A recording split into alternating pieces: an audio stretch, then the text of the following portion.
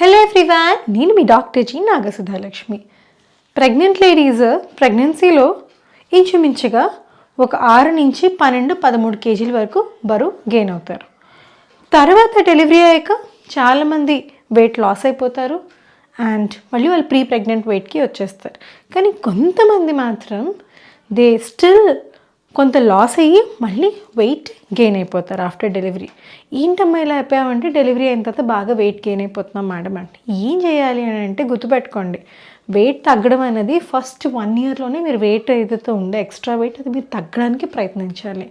Normal delivery 3 months, caesarean అయితే 6 months తర్వాత మీరు వెంటనే ఎక్సర్సైజెస్ లైక్ మీరు జిమ్ చేయొచ్చు, యోగా చేయొచ్చు, ప్రాపర్ డైట్ అవన్నీ మీరు పాటిస్తే ఏదైతే మీరు ఎక్స్ట్రా వెయిట్ పుట్ ఆన్ అయ్యే రిస్క్ ఉందో అదంతా మీరు తగ్గించుకోవచ్చు. లేకపోతే ప్రెగ్నెన్సీలో గెయిన్ అయిన ఎక్స్ట్రా వెయిట్ ఆటోమేటిక్గా అది లైఫ్ లాంగ్ ఉండిపోయి మీకు diabetes, hypothyroid and hyper tension వచ్చే ఛాన్సెస్ కూడా ఎక్కువ. సో వెయిట్ అన్నది చాలా కంట్రోల్డ్గా ఉండాలి, ఎక్కువగా పెరగకూడదు. ఓకేనా? Thank you and do follow me for more. Bye bye.